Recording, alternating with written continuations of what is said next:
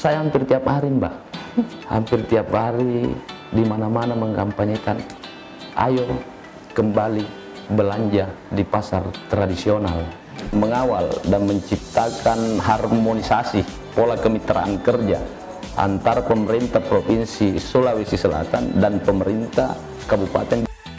Salam aspirasi rakyat. Beliau mengatakan bahwa politik adalah harapan, dan melalui Partai Garuda, beliau memutuskan untuk maju sebagai calon anggota legislatif pada Pileg 2019. Bersama saya Wana Shimmel dalam 100 Caleg Bicara.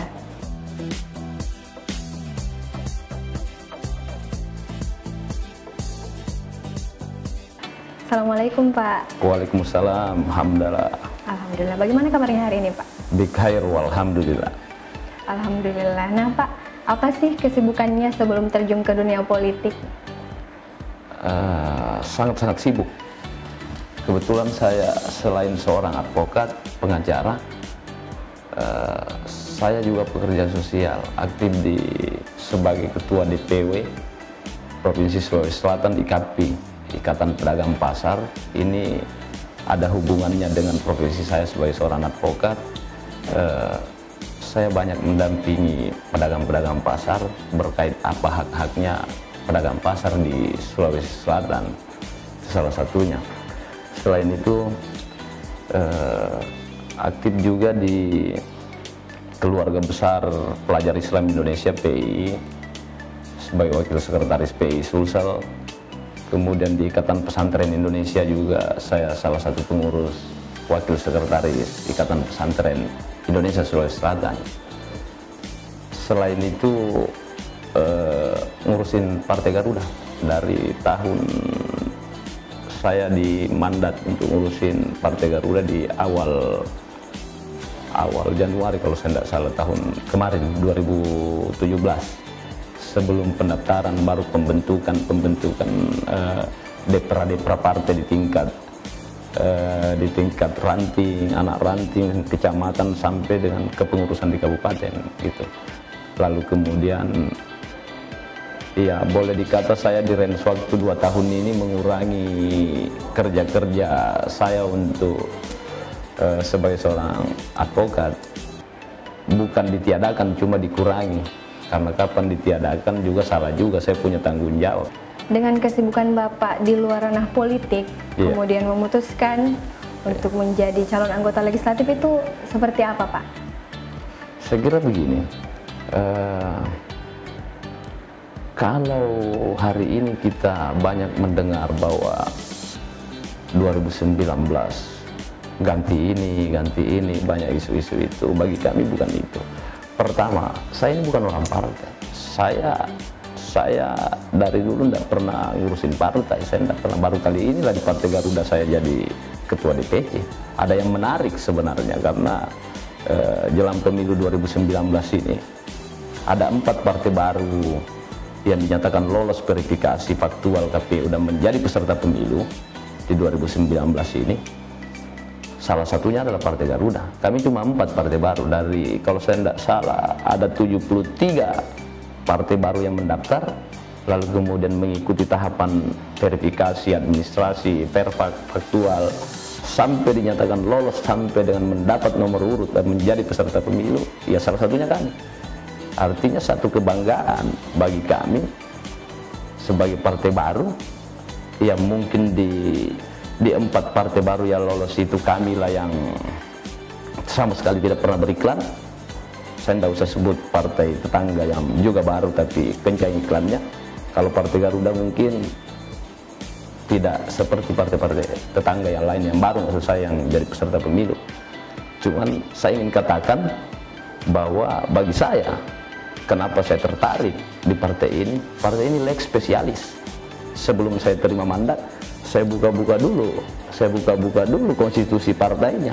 Loh, ada yang menarik dari strukturnya, dari pola kerjanya. Inilah yang membuat saya menarik. Mungkin harapan politik saya memang di Partai Garuda.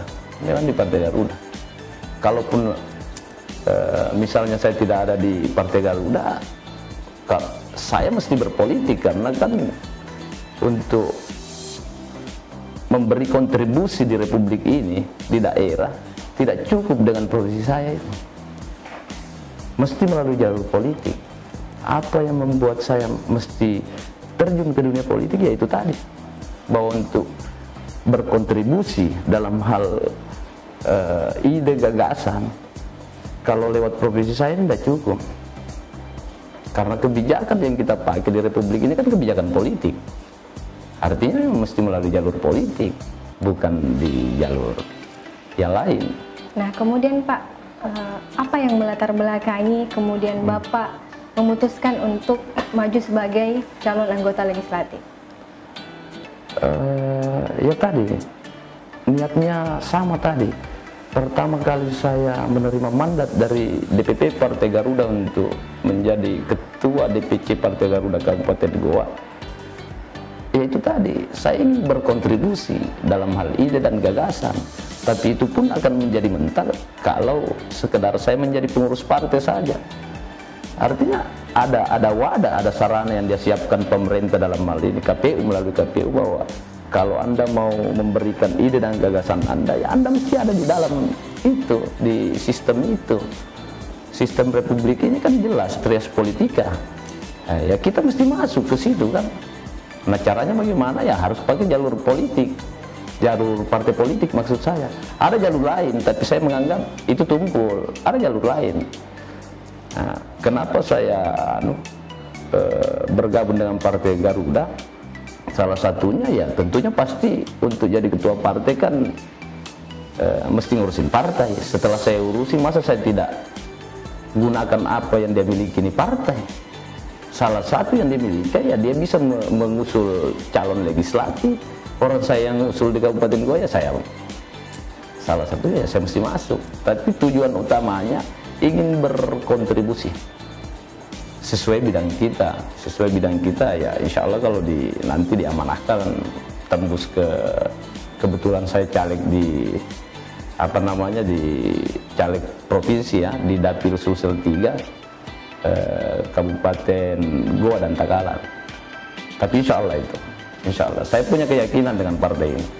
Saya yakin, saya hakul yakin dengan partai ini, dengan pola kerjanya. Tapi saya tidak bisa sampaikan di sini bahwa bagaimana, kenapa sampai kami yakin bahwa kami akan tembus itu bagian dari strategi kami, walaupun kami tidak begitu banyak beriklan. Nah, dengan rekam jejak Bapak sebelumnya yang terbiasa dengan pendampingan persoalan masyarakat, tentunya sedikit banyak Bapak telah mengetahui problematika yang ada khususnya di dapil Bapak. Itu seperti apa Pak? Bapak melihat? Saya kira hampir merata, bukan cuma di dapil saya di Goa Takalar, hampir di seluruh Republik ini, dari Sabang sampai Merauke, saya kira sama dinamikanya. Persoalan, ada ketimpangan dari sisi sosial, dari sisi pelayanan, dari sisi hak-hak rakyat misalnya. Saya mau katakan begini, salah satu yang diatur oleh konstitusi kita, bahwa setiap salah satu hak rakyat ya yang saya mau bahas, bahwa setiap warga negara ketika tersangkut satu tindak pidana yang ancaman hukumannya 5 tahun, itu wajib didampingi pengacara, wajib didampingi advokat. Kalau misalnya dia tidak bisa bayar jasa pengacaranya, di situ ada peran negara yang membayar itu, negara yang memfasilitasi itu. Tapi faktanya kan lain. Itulah yang dikatakan biasa orang sebut kasus prodeo, berbeda dengan pro bono. Kalau pro bono sama sekali nihil, tapi kalau prodeo, orang itu tidak memberi ini ketika kita memberikan pendampingan, tapi negara memfasilitasi. Tapi faktanya kan tidak begitu. Ini salah satu di mana hak-hak rakyat sebenarnya ada, tapi ketika kami suarakan itu juga kan tidak bisa, karena ini kan keputusan politik, bukan keputusan hukum. Tidak bisa digugat ini masalah kan, tidak bisa kita persoalkan secara hukum, karena ini adalah keputusan politik. Nah, kenapa hari ini saya paling tidak saya bisa berbuat dulu lah salah satu itu untuk masyarakat di dapil saya, khususnya di Kabupaten Goa dan Takalar.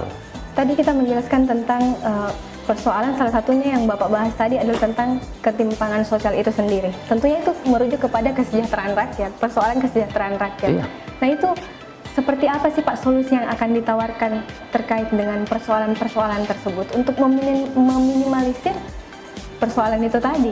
Salah satunya misalnya kalau saya diamanahkan, bagaimana mengawal, kalau saya diamanahkan ke parlemen, ke DPR, bagaimana mengawal dan menciptakan harmonisasi pola kemitraan kerja antara pemerintah Provinsi Sulawesi Selatan dan pemerintah Kabupaten. Harmonisasi pola kemitraan antara pemerintah Provinsi Sulawesi Selatan dengan pemerintah Kabupaten Goa dan Kabupaten Takalar, ini yang mesti diperbaiki. Karena di situ ada kebijakan, ada kewenangan apa. Bisa saja karena gap, akhirnya ini. Disinilah peran kami nanti. Inilah bagaimana mengawal itu, menciptakan itu. Itu salah satu, Mbak. Terus yang kedua, saya juga kan aktif di kerja-kerja sosial, pendampingan pasar, pedagang pasar. Ini saya hampir tiap hari, Mbak. Hampir tiap hari di mana-mana mengkampanyekan, ayo kembali belanja di pasar tradisional. Kita ini orang timur. Bukan saya melarang ke retail modern. Saya tidak usah sebut apa itu retail modern, itu merek-mereknya apa. Ya sejenis retail modern. Bukan saya melarang. Tapi kalau masih ada orang kita bilang Pak Gade-Gade ke Pak Gade-Gade dulu. Saya tidak usah bahas masalah kayak gimana sih itu retail modern, kayak gimana itu retail modern, kayak gimana pasar tradisional. Kenapa saya mesti kampanyekan itu? Mungkin di kan, hampir setiap hari saya kampanyekan itu. Saya lebih ke, kenapa saya bersikap begitu? Saya lebih pro ke ekonomi kerakyatan gitu. Kalau misalnya kita ke pasar pasar tradisional, duit itu kan berputar di situ. Yang sejahtera masyarakat di situ. Bukan diputar di sini, di Makassar, di Goa, di Takalar, retail modern, dananya dikumpul, dikirim ke Jakarta, di Jakarta tersentralisasi, kemudian dikirim ke, tidak tahu kemana, ke luar negeri mungkin, pemilik modal kapital. Di mana ekonomi kerakyatannya? Itu salah satu yang saya akan perjuangkan nanti juga. Tadi ada salah satu pernyataan yang cukup menarik, Pak, bahwa ayo kembali belanja ke pasar tradisional. Itu menggambarkan bahwa Bapak sudah cukup dekat dengan masyarakat. Nah, apa yang ingin disampaikan kepada konstituen, khususnya meyakinkan para konstituen bahwa pilihan mereka untuk memilih Bapak di pemilihan legislatif 2019 itu adalah pilihan yang tepat? Saya kira begini, apa yang saya sampaikan tadi itu pernyataan saya, itu bukan pernyataan pribadi. Itu pernyataan, itu tagline kelembagaan dari organisasi pedagang pasar, IKAPI, Ikatan Pedagang Pasar Indonesia. Kebetulan karena saya menjadi bagian dari IKAPI itu sendiri, tentunya karena ini adalah sebuah menatap pileg 2019, pemilu 2019 ini, kita kan mesti memetakan dulu. Kita tidak sekunyuk-kunyuk ikut bertarung lalu kemudian tidak punya pola kerja, tidak punya pemetaan. Minimal kita mesti tahu dulu geokultur dan geopolitik di wilayah dapil kita. Hari ini saya katakan bahwa saya tidak juga katakan bahwa saya punya basis di sektor pasar, tidak. Tapi paling tidak untuk wilayah Kabupaten Goa, insya Allah pedagang-pedagang pasar itu sudah mengenal saya. Persoalan dipilih atau tidak itu persoalan kedua. Itulah di range waktu 3 bulan ini tinggal, kalau saya tidak salah 17 April itu sisa tidak nyampe 100 hari lagi loh. Apa yang ingin disampaikan kepada konstituen khususnya dapil Bapak untuk meyakinkan bahwa pilihan mereka tepat untuk memilih Bapak di pemilihan legislatif 2019? Ya, saya kira Kalau untuk di dapil saya, khususnya di Sulsel 3 Kabupaten Goa dan Takalar, permasalahan yang mendasar itu semua orang tahu. Di Kabupaten Goa itu sedikit, bagaimana ya, sedikit panas kondisinya. Saya kena mungkin karena dipengaruhi oleh faktor jumlah penduduk yang lumayan banyak. Dia kalau saya tidak salah sekarang kita sudah posisi kedua dari Makassar. Kalau kemarin ada kabupaten lain, no? Saya tadi kan katakan bahwa saya berbasis di pasar, di pedagang pasar. Dari jumlah kecamatan yang ada saja di Kabupaten Goa dan Kabupaten Takalar itu, di Goa ada 18 kecamatan, di Takalar ada 9 kalau tidak salah. 9 kecamatan itu sudah 27 ya, 27 kecamatan. Kalau saya berhitung pasar saja, ini indikatornya kenapa saya yakin dengan itu. Berhitung pasar saja, kalau dia satu pasar satu kecamatan, berarti saya punya titik di 27 titik yang saya akan garap selain di yang lain-lain kan. Tapi biasanya dalam satu kecamatan itu kan ada berapa pasar, ada berapa pasar tradisional. Jadi lebih dari 27. Nah, ini sangat bersesuaian dengan partai kami, Partai Garuda. Garuda itu akronim, Pak. Akronim dari Partai Gerakan Perubahan Indonesia. Berarti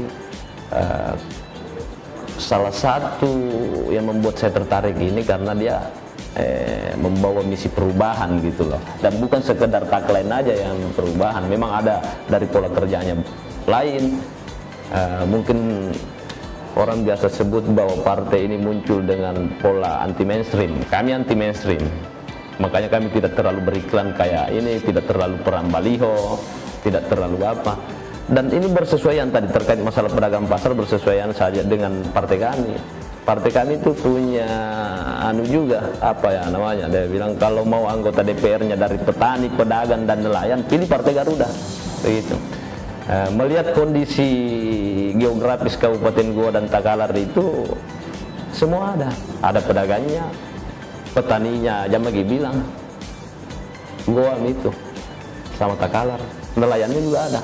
Jadi geokultur dan geopolitik masyarakat di dua kabupaten itu kami sudah kuasai, dibantu lagi dengan pola kerja partai yang memang anti mainstream, tidak seperti biasanya dengan partai-partai tetangga. Inilah yang membuat kami yakin, dan tentunya masyarakat akan memilih Partai Garuda dan memilih saya wakilnya untuk ke DPR Provinsi Sulawesi Selatan, khusus di dapil.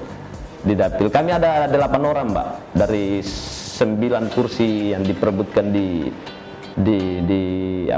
dapil Sulsel 3 itu, khusus di Partai Garuda kami ada 8 orang yang bertarung dari Partai Garuda ada. Jadi artinya inilah yang membuat kami yakin bahwa insya Allah, karena partai ini partai anti mainstream, pola kerja kami, dan di sisa waktu kurang lebih 3 bulan ini kan, 98 hari itu saya bilang tadi, ini kami akan manfaatkan betul untuk turun. Bagi kami di Partai Garuda, pesan dari DPP kami, jangan jumawa. Jangan jumawa. Untuk kader-kader Partai Garuda, jangan jumawa. Kalau perlu merendah serata tanah. Salah satu yang kami yakini ini, untuk kita maksimalkan sisa waktu yang ada di 98 hari ini kami akan turun langsung, ketemu langsung ke titik-titik basis kami sampai dengan hari tenang. Assalamualaikum warahmatullahi wabarakatuh. Tabe, saya Muhammad Bahtiar, Ketua DPC Partai Garuda Kabupaten Goa. Izinkan saya untuk maju sebagai calon legislatif di dapil Sulsel 3 Kabupaten Goa Takalar nomor urut 1. Ingat Ki, tanggal 17 April 2019, pilih Partai Garuda.